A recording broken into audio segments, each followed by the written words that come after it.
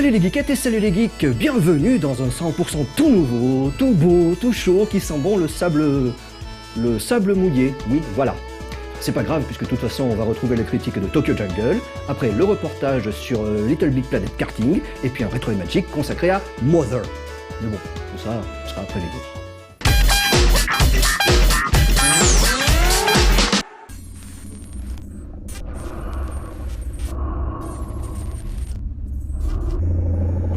Halo 4, le blockbuster annoncé de fin d'année et développé par 343 Industries, est prévu pour le 6 novembre prochain. Pour leur bande-annonce de sortie, Microsoft a mis les petits plats dans les grands et a débauché David Fincher en tant que producteur exécutif et Tim Miller, responsable des effets spéciaux du film Scott Pilgrim, entre autres, à la réalisation. Mélangeant images réelles et cinématiques du jeu, le trailer met en scène le Master Chief en mauvaise posture. En train de se faire scanner le cerveau par ses ennemis, on suit rapidement sa jeunesse et son parcours. Halo 4 ne sera plus développé par Bungie, le studio d'origine du titre, et devrait être le point de départ d'une nouvelle trilogie pour la franchise. Se déroulant 4 ans après la fin de Halo 3, il ne reste plus longtemps à attendre avant de découvrir les nouvelles aventures du Master Chief.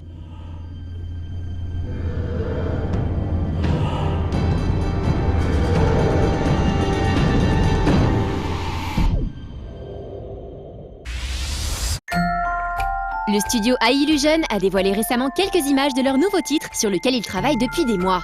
Le jeu s'appelle Element 4L et il a tout pour séduire, dans la plus pure lignée des jeux indés au design épuré. Dans ce jeu de plateforme, à l'aspect puzzle prononcé, vous dirigez un amas de matière lumineux qui a la particularité de pouvoir changer d'aspect physique à volonté. Il peut ainsi passer de l'état gazeux à l'état liquide ou solide au besoin. Évidemment, les propriétés physiques qui s'ensuivent changent également. La gestion de la physique, des fluides et de la gravité sont donc différentes à chaque fois. Une idée simple mais attrayante visuellement et à tous les coups diablement agréable, pad en main. Enfin, quand on dit pad, c'est pour l'expression, car on ne sait pas encore sur quelle plateforme sera disponible le jeu, si ce n'est PC et Mac. Il va falloir s'armer de patience pour s'essayer au titre qui n'a pas encore de date de sortie de prévu. Encore un jeu à surveiller de près.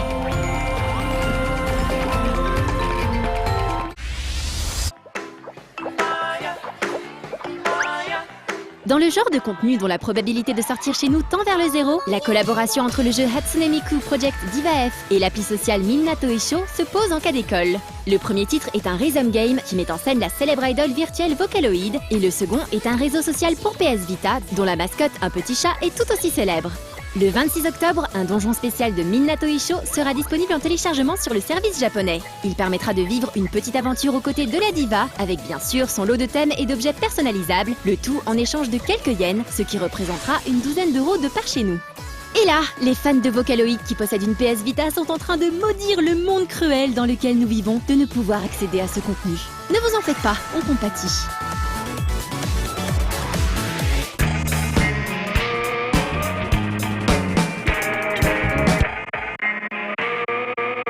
Juste avant les news, je vous parlais de sable chaud. Et en fait, je suis un beau menteur, puisque Tokyo Jungle, contrairement à, ou plutôt comme son nom l'indique, se passe à Tokyo. Mais un Tokyo tout bizarre, avec les voitures renversées, de la végétation qui pousse partout, qui a tout envahi. Alors les êtres humains, on ne sait pas où ils sont passés. Mais par contre, il y a plein de petits animaux, c'est super mignon. Et puis ils nous proposent de jouer avec eux à la chaîne alimentaire. Alors quand on est un lion, ça va, mais quand on est un enfant, ça pue.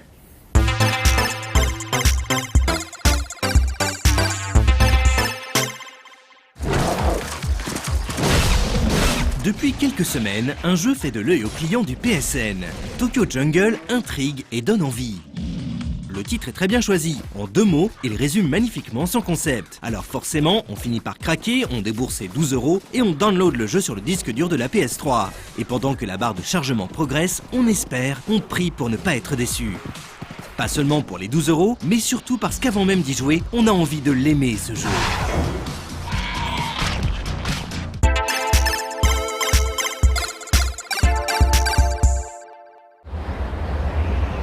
Tokyo, quartier de Shibuya. Les humains ont disparu. Ont-ils abandonné la ville? Sont-ils tous morts? On ne le sait pas. Mais ce quartier autrefois grouillant de passants pressés à toute heure du jour et de la nuit est devenu une ville fantôme.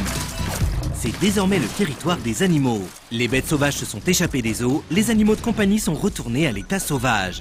Et tout ce petit monde survit en recréant l'écosystème des grands espaces sauvages. Manger, être mangé, se reproduire et perpétrer l'espèce, ce sont les préoccupations de toutes les créatures composant cette faune hétéroclite. Le mode histoire est chapitré en missions et permet de jouer à chaque fois un animal différent. On commence dans la peau d'un petit chien à sa mémère, un brave loulou de Poméranie qui doit apprendre à survivre seul, avant de jouer par exemple un faon cherchant désespérément sa maman ou encore une lionne en quête de nourriture pour sa famille.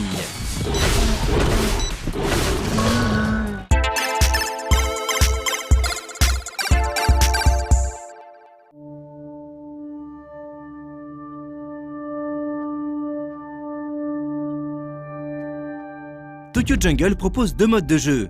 Le mode histoire, composé de 14 chapitres, et le mode survie. Si l'animal est imposé aux joueurs en mode histoire, ce n'est pas le cas en mode survie. On commence par choisir sa bestiole et on se retrouve au milieu de la jungle tokyoïte avec pour objectif de tenir le plus longtemps possible.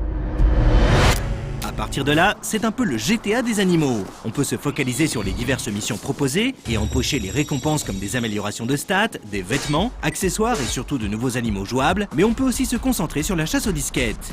Les précieuses données qu'elles contiennent permettent d'en savoir plus sur ce qui est arrivé aux êtres humains, mais surtout elles sont indispensables pour débloquer les chapitres du mode histoire, qui, à son tour, débloquera de nouvelles disquettes dans le mode survie. Pour avancer, il faut donc alterner sans cesse entre les 2 modes. Il y a 2 grandes catégories d'animaux, les carnivores et les herbivores. Les premiers doivent chasser pour se nourrir, les seconds se contentent de brouter les herbes qui poussent dans les fissures du bitume. Les herbivores sont souvent plus faibles que les carnivores, mais ont un double saut pour compenser. Pour survivre, il faut avant tout surveiller sa jauge de faim, elle baisse continuellement, et si elle se vide complètement, elle commence à entamer la jauge de vie. Heureusement, ce n'est pas les proies qui manquent. S'il est toujours possible de tuer une bête à coups de griffes ou de cornes, il est quand même plus classe de leur sauter à la gorge par surprise et de les mettre à mort d'un seul coup avant de les dévorer. Pour cela, il faut s'approcher furtivement à pattes de velours en maintenant aile enfoncée. Lorsqu'une proie est à portée de croc, un petit symbole apparaît sur l'animal. Quand il se stabilise, une pression sur R1 et paf, l'animal est tué net.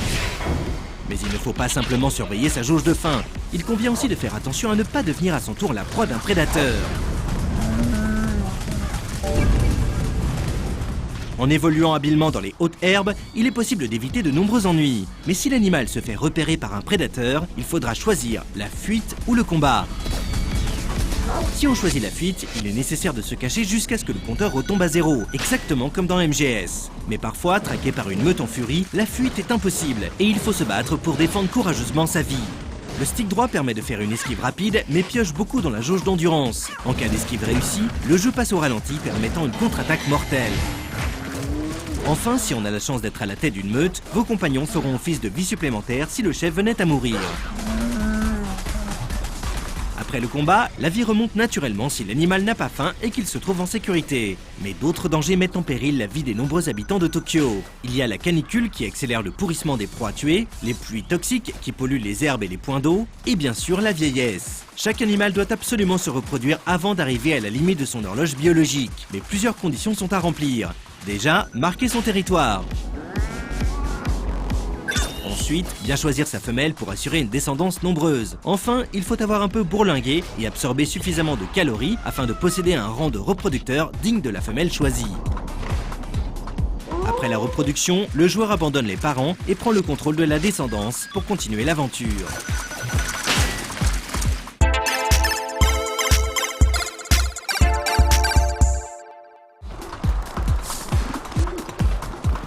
Tokyo Jungle est surréaliste. Son jeune créateur, Kataoka Yohei, fait maintenant partie des personnalités à suivre dans le jeu vidéo. Il aurait pu se contenter de l'excellent pitch de base, mais non, il n'a pas pu s'empêcher d'intégrer plein d'idées bizarres, auxquelles, curieusement, on adhère très vite.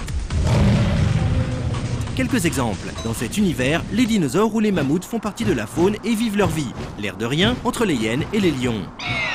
Ici, les animaux recyclent ce que les humains ont laissé. Ils mettent des casques pour se protéger en combat et aiment se costumer pour avoir la classe. Et tout comme Snake, ils ont même appris à se planquer sous une caisse pour survivre à certaines missions d'infiltration. Le mode histoire est excellent, les situations et les objectifs sont variés et surtout il y a des textes. Plein d'humour et même assez sensible, il déclenche parfois des émotions inattendues. Ça fait tout drôle d'être fier de son petit loulou qui a bravement défendu son territoire contre les chats sauvages.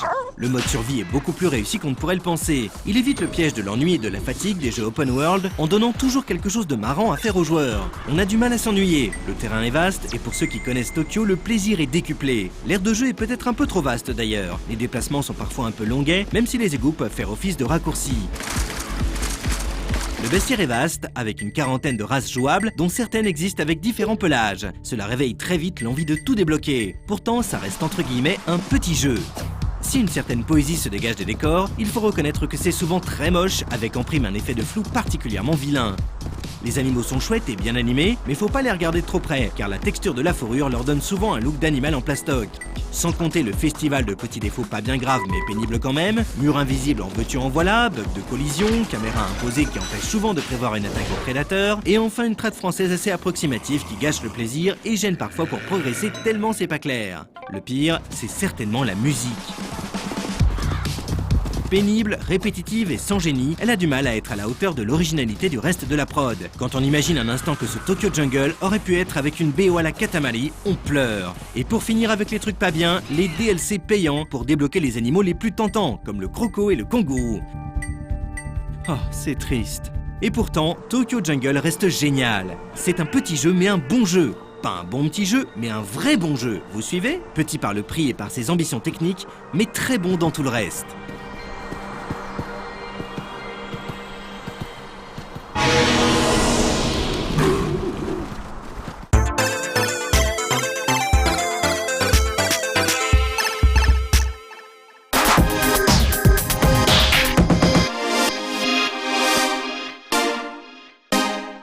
Oui, parce que tout ça, on ne sait pas dans combien de temps ça va arriver, le petit fan, le jeu précédent, là, Tokyo Jungle. Donc, peut-être que d'ici là, le fan, il aura évolué, Darwin, tout ça, qui sera devenu suffisamment intelligent pour pouvoir utiliser des outils, des instruments, peut-être même réparer une voiture, conduire une voiture. Alors là, normalement, hop, le guépard, il devrait l'avoir facile, sauf peut-être au démarrage. Mais là, ça dépend aussi du type de voiture.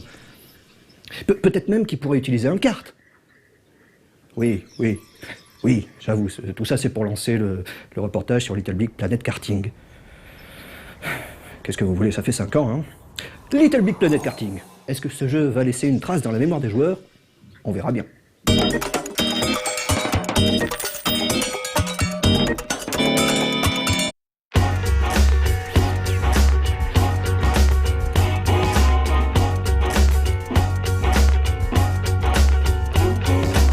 C'est à l'occasion d'un petit événement parisien que nous avons pu essayer Little Big Planet Karting.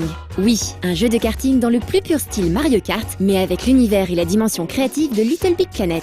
Un projet intéressant sur le papier, développé par le studio canadien United Front Games, déjà responsable du sympathique Mod Nation Racers. Pour nous parler des origines de ce jeu et de la collaboration entre United Front Games et Media Molecule, le studio anglais à l'origine des Little Big Planet, nous avons interviewé Jen Timms, la productrice du jeu. Media Molecule, who created Little Big Planet and invented our wonderful Sackboy, and our team at United Front Games, working on Mod Nation Racers, we all worked under the Sony group, and we're a part of that same play, create, share kind of mantra. So we already had a bit of a relationship with Media Molecule because we discussed, you know, how do you do things? How do you work with your community? How do you take on that mantra? So we had a bit of an established relationship. And then the idea came about that a logical progression for Sackboy could be in a kart, in a whole new world, a 3D craft world. And so when that came up, it made sense to take our team, who were experienced karting developers, and the Media Molecule team, and think, how can we merge these two things? Contrairement à Little Big Planet, le jeu de plateforme, la mouture karting est logiquement réalisée en full 3D avec le moteur graphique de Mod Nation Racers. We're using the same engine, yeah, we had to make a lot of modifications, so we're not using the Little Big Planet engine, but what we've done is we've basically taken everything that you can do in their engine and we've only added to it, which is really cool because it means that we've kept a lot of the familiar tools and gadgets, assets, a whole bunch of things that people are already familiar with are all there for you. Plus, you have the ability to now create in 3D, and so we've added some new tools for that. And being a karting adventure, we have tools like the Weaponator, making your own custom weapons, and you know, additional kart physics and things like that really just kind of open up the worlds for creators. Le côté créa du jeu semble en effet avoir été poussé assez loin avec la possibilité de créer ses propres mini-games par exemple. Nous ne sommes donc pas limités à la création du circuit, même si les éléments attendus sont bel et bien présents, comme le fait de pouvoir créer une tonne d'armes différentes. In the story mode, we give you a whole set of weapons that you can use, and they're very fun and they're balanced and tuned, and you can use those in your levels, but you can also get rid of them and create your own using the Weaponator gadget. So anything you can imagine, you can turn into a weapon. You could make a giant monkey that shoots flaming bananas at people. You could make a big, I always think of this one because I really want to make it, a big unicorn that shoots like a rainbow trail of like poison gas at people. You can make exploding mines on the ground, bacon that sizzles people and fries them as they drive over it. Anything you want, like it's really, really fun. Le jeu reprenant les règles et l'univers de Little Big Planet, on retrouve également certains éléments typiques des titres Media Molecule, comme le fameux grappin de Sackboy par exemple, mais en 3D, ce qui lui permet de franchir tranquillement des ravins en pleine course. Et les claques que l'on pouvait coller à ses partenaires coop dans Little Big Planet 2 sont également présentes, mais adapter l'univers de Little Big Planet à un monde full 3D n'a pas été une chose facile pour les développeurs. Et il en sera de même pour les joueurs designers qui devront se familiariser avec les nouvelles possibilités offertes. Making the jump from creating into 2.5D into 3D was something that it took a little time to get used to and a little time to perfect. We wanted to make sure that the controls feel natural for people who are already used to controlling.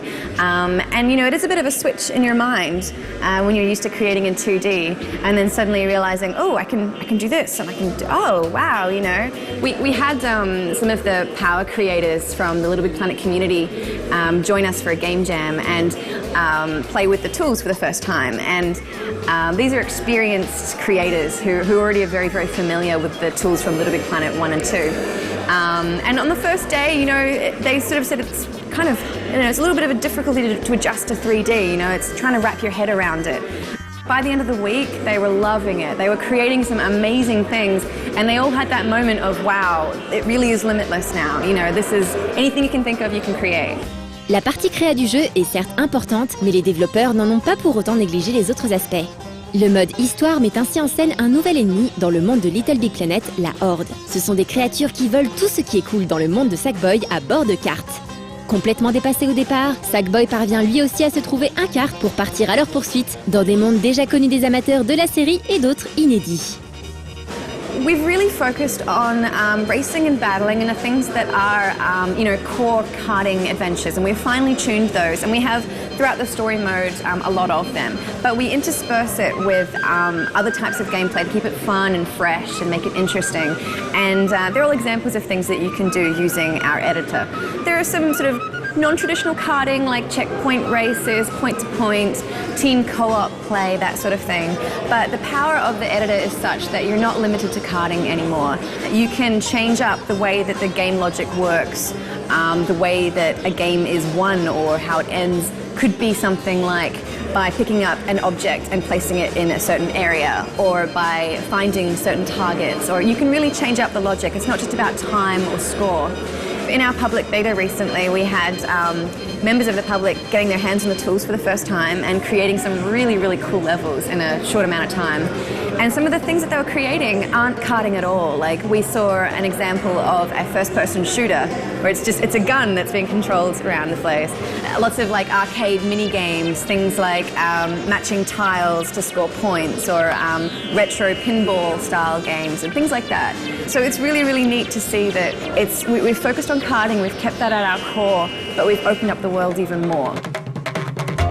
Pour le moment, Little Big Planet Karting est un titre exclusif à la PlayStation 3. Mais United Front Games ne rejette pas l'idée de développer dans un futur proche une version PS Vita avec les fonctionnalités crossplay qui vont bien. En attendant, on espère que cette version PS3 de Little Big Planet Karting sera au niveau de nos attentes en termes de gameplay. La sortie du jeu est calée au 7 novembre prochain.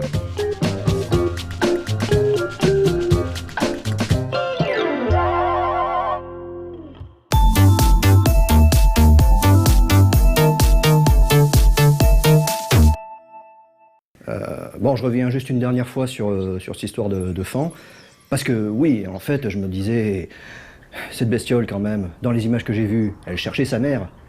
Alors bon, des fois que le petit fan, il s'appelle Bambi, bah le jeu, il est pas prêt de se terminer, hein, ça vire à la quête buggée.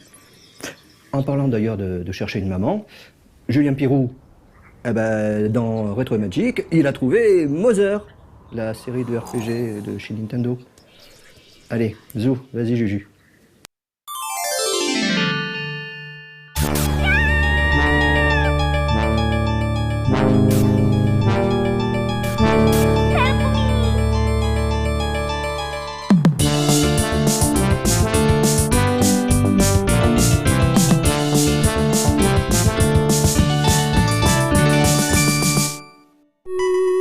Mother.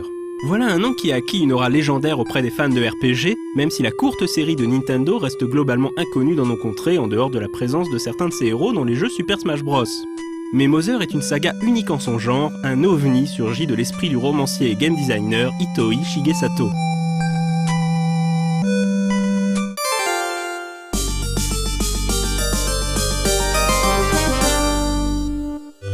À la fin des années 80, Squaresoft et Enix dominent le marché des RPG japonais, talonnés de près par Sega avec sa série des Phantasy Star. Lorsque Nintendo décide de tenter sa chance, l'éditeur prend le parti de proposer une expérience radicalement différente. Pas tant au niveau du gameplay qui s'avère très classique et semble directement inspiré de Dragon Quest, mais au niveau de l'univers proposé et de l'ambiance. Le pari sera payant, le jeu séduira un large public de par son originalité. À l'origine de Mother, on retrouve Miyamoto Shigeru qui officie en tant que producteur et surtout Itoi Shigesato. Homme de lettres et de télévision, Itoi est alors l'un des romanciers les plus en vogue du Japon. Bien que n'ayant pas d'expérience dans le jeu vidéo, Itoi va apporter sa vision unique au projet. C'est ainsi qu'il va s'employer à casser tous les clichés du genre RPG, à commencer par le titre, qu'il veut éloigner des noms héroïques habituels. L'inspiration lui vient finalement en écoutant la chanson Mother de John Lennon. Dans le jeu d'Itoi, point de chevaliers en armure et de dragons à oxyre. Le monde de Mother est une version quelque peu parodique de l'Amérique des années 80, ses héros des enfants, des armes, des battes de baseball et des yo-yo. L'atmosphère rappelle certaines œuvres de Stephen King, notamment Ça, où on retrouve une bande de gamins qui va tenir tête à l'incarnation du mal dans l'Amérique profonde. Le prologue de Mother nous apprend qu'au début des années 1900, un couple américain, George et Maria, disparut sans laisser de traces. 2 ans plus tard, George refait son apparition et s'enferme dans le mutisme, consacrant sa vie à d'étranges études. Nul ne sait ce qu'il advint de Maria. 80 ans plus tard, en 1988, un jeune garçon de 12 ans nommé Ninten, habitant la petite ville de Mother's Day, est le témoin d'étranges phénomènes paranormaux. Une force maléfique est à l'œuvre dans le monde, les disparitions mystérieuses se multiplient. Dans ses rêves, Ninten se retrouve dans un monde étrange appelé Magicant, où règne la reine Mary. Elle l'exhorte à se mettre en quête des 8 chansons qui pourront vaincre le mal, incarnées par une créature extraterrestre appelée Gigu, sans doute nommée ainsi en référence à Asher Giger. Ainsi commence l'aventure de Ninten à travers le monde, rassemblant autour de lui d'autres enfants aux étranges pouvoirs. Si le monde dépeint dans Mother est parodique et souvent drôle, à l'image des ennemis au look improbable, le ton du jeu est assez particulier. Au fur et à mesure que l'aventure progresse, une certaine mélancolie s'installe, l'écriture d'Itoi très subtile parvenant à instiller un certain malaise. Sous sa surface humoristique, Mother aborde en filigrane des thématiques matures comme l'abandon ou la maltraitance. La force émotionnelle du jeu fut sans aucun doute l'une des clés de son immense succès au Japon, et beaucoup de joueurs témoignent avoir pleuré en parvenant au terme de l'aventure. Malheureusement, Nintendo abandonna l'idée de sortir le jeu en Occident, jugeant qu'avec la sortie imminente de la Super Nintendo, ce n'était plus le moment de sortir un nouveau jeu NES. Le jeu avait pourtant été intégralement traduit.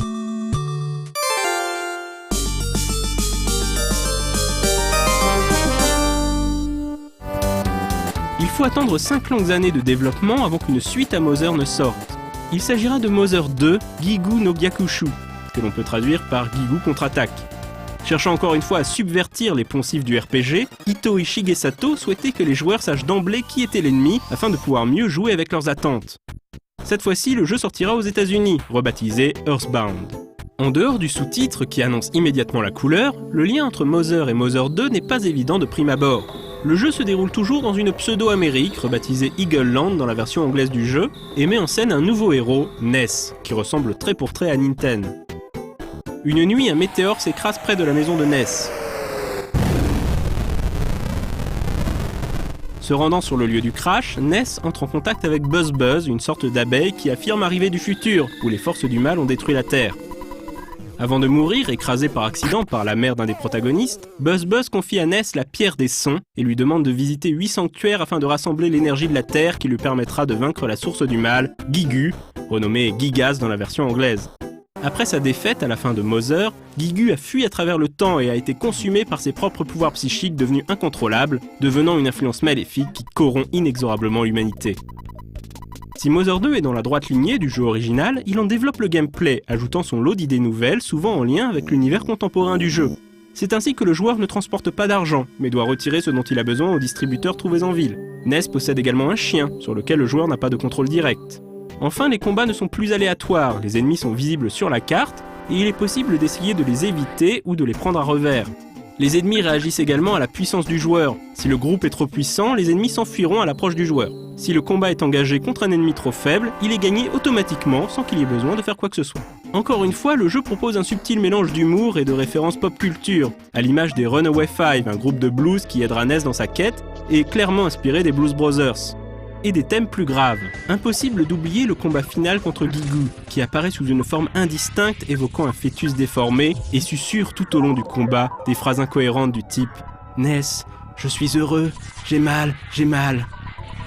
Itoi expliquera que cette scène, d'une grande violence psychologique pour l'époque, était inspirée d'un événement survenu dans sa jeunesse. Alors qu'il était enfant, Itoi se retrouva dans une salle de cinéma qui diffusait un film qui n'était clairement pas pour son âge, Kenpei to Balabala Shibijin. Dans ce film d'horreur de 1957, une scène particulièrement graphique montre le meurtre d'une femme. Cette scène traumatisa le jeune Itoi qui s'en souviendra comme étant une scène de viol. Les dialogues du combat contre Guigou furent directement inspirés de ce traumatisme d'enfance. De nombreux joueurs furent profondément marqués par ce combat et racontèrent avoir ressenti de la pitié pour Guigou, une émotion rarement suscitée par un combat final de jeu vidéo, surtout à l'époque. La mise en scène de ce passage a été la source de multiples théories de la part des fans.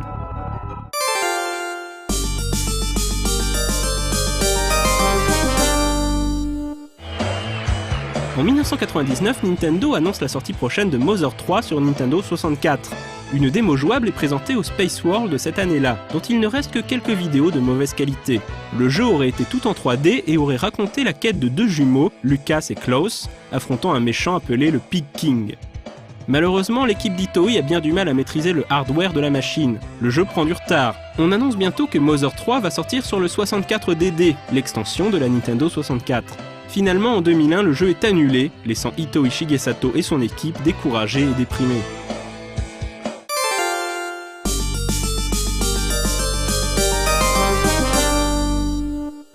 La présence de Ness parmi les personnages jouables de Super Smash Bros va susciter un regain d'intérêt pour la franchise, et après avoir sorti une compilation regroupant les deux premiers épisodes sur GBA, Nintendo décide de reprendre à zéro le développement de Mother 3 pour sa console portable. Le jeu sort finalement en 2006 uniquement au Japon, au grand désespoir des fans occidentaux qui auraient aimé bénéficier de la suite d'Earthbound. Le scénario de Mother 3 sur GBA est exactement le même que celui qu'Itoi avait écrit pour la version Nintendo 64. On retrouve les jumeaux Lucas et Klaus, dont les noms sont inspirés par le roman Le Grand Cahier de la romancière franco-russe Agota Christophe, dont Itoi reprendra également certaines thématiques. Le jeu prend place dans les îles de nulle part, un monde très différent de celui des deux premiers épisodes. On comprend bientôt qu'il s'agit d'un lointain futur post-apocalyptique. Lucas et Klaus vivent heureux auprès de leur mère Inawa et leur père Flint. Alors que les enfants et leur mère rendent visite au père de celle-ci, Alec, de mystérieux hommes portant des masques de cochon font leur apparition et mettent le feu à la forêt. Inawa est tué et Klaus disparaît dans la confusion. Lucas et son père n'auront désormais de cesse de le retrouver et faire payer le mystérieux Pig King.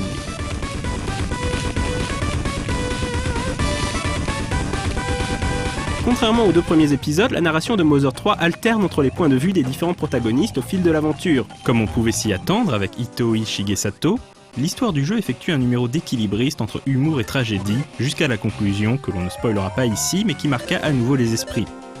Encore une fois, le jeu propose plusieurs niveaux de lecture et de nombreux sous-entendus, certains d'une surprenante maturité pour un jeu Nintendo.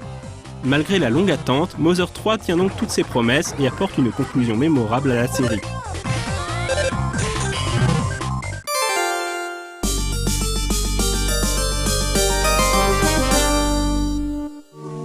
Interrogé au sujet d'un éventuel Mother 4, Itoi Shigesato a expliqué qu'il n'avait pas l'intention de réaliser de quatrième épisode.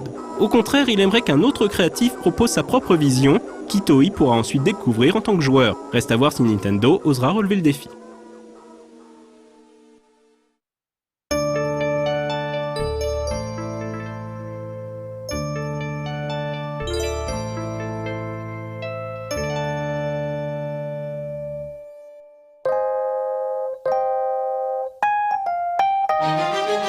Pour une fois, je vais tenir parole, alors je vous laisse tranquille avec cette histoire d'animaux, et puis je vous fais des gros bisous plein de sauvagerie, plein de mignonnerie aussi, avec de la petite fourrure et des grands yeux comme ça, et puis des sauvages avec des grandes dents.